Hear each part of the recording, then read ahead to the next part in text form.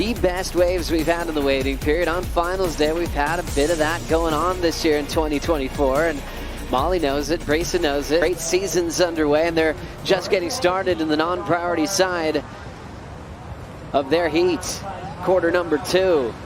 Brisa Hennessy, the Costa Rican, getting a nice turn in before that oncoming section, but it's chasing her down and doing really well to maintain control.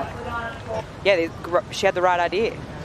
So she rolls into this one, a nice little chip shot and just an elongated carve there. So the scoring really begins about now. So the judges want to see attack on the lip line and critical maneuvers. So it comes down to this turn. She cuts it short and a little bit of drama at the end there. She gets that snap before the convergence and hangs onto it. So a nice completion there, and that should be a healthy score just in that. Look, you can see the leg rope caught around her front toe as well. No. So she did extremely well there to ride out. And I tell you what, if she didn't here, that's a precarious situation. You can get a leash stuck around your feet in a convergence like that. It could be a really bad injury. I've had a terrible injury like that. Look at the championship tour and all the different venues that the surfers have to be prepared for to win big events, to become a world champion. So we'll get back to that because we've got Molly Picklum starting off against Brisa Hennessy. A couple of nice turns there, just getting started. She'll lay low to get the completion. As we break down this one from Molly, this is her opening ride. She takes a little bit of time to get around that section, but beautiful gouge in the face of the wave there. Gets up into the pocket for a second and almost loses it here, but she does well to hang on. In the spot at the right time. Sometimes it's hard to articulate because they just make it happen subconsciously. Nice carve, cool transition for Brisa. Laying into the open face again. Nice controlled turn as she hops out. Her second scoring ride so far. Of these two women here supporting both Molly and Brisa, and it's so super funny, you know. She's going to have the bigger side right now. Obviously, she's here to support both women, but I loved what I just saw from Brisa here. That first two-turn combo was done really well. And you're just wondering, is this going to come down at any point? She went to back-to-back ninths, and I almost felt like that was a recovery period after such a gigantic start to the year. Brisa Hennessy on the wind-up. Redirects on the open face, swings back into the pocket on that Glen Pang. Flowing through her turn, similar type of approach that she's had on a lot of her rides.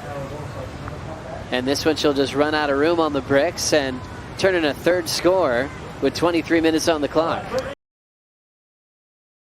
Equipment that she'd ride to compete on. We already have some catching up to do during the break. Molly Picklum getting this wave wax hit. Yeah, so wild first turn, and this was Brisa's. We didn't get to see this one. Nice searing carve there, opening up the wingspan, holding that bottom turn in for this next little snap, and goes up for a Rio in the third turn. So she got an ending in here, so stays. Do some searches about the Margaret River region. You can find yourself itineraries, and pretty easy to create a plan to really get the best out of this coastline. Brisa Hennessy just finding her way off that last ride. As we break down this last one from Brisa, beautiful clean-faced wave. Opening carve there. You can kind of see she's waiting for it, trying to suss out, hang on. Molly Picklum coiling up off the bottom. Kind of a fading turn to re-engage now on the second effort. Managing all that speed into a top turn wrap. Chasing a 717 at the moment. Takes a step down and a tough end section, but really does well to get there with that climbing finish. Carve stays in the top third, generates the speed through here, and it gets a bit funky, but she does really well to get a completion there. Will it be the 717? The wave just hasn't been bowling enough for Molly to be really critical in the pocket, as we see a big takeoff from Brisa. Brisa extended bottom turn. Just a setup. Open face hook to line up something bigger down the line. Got there early, blew the tail and went down. See what happened to Molly Picklum on this one, Waxhead. Yeah, so this was on the inset of that during the interview with Gabby. So holding the carve back to the pocket, really trying to find a section to tee off on, and she does. And she goes in and lay back. As she was only chasing a 384 for the lead change off a two-time world champion. Priority heat is with Brisa and Molly. Molly takes this wave. Hard off the bottom, clean wrap to start. Pushing hard off the bottom again. She'll guide that Darren Hanley into the pocket. And throws down a nice wrap. Well-timed wave. Kind of just trying to work her way through the chop. Late takeoff.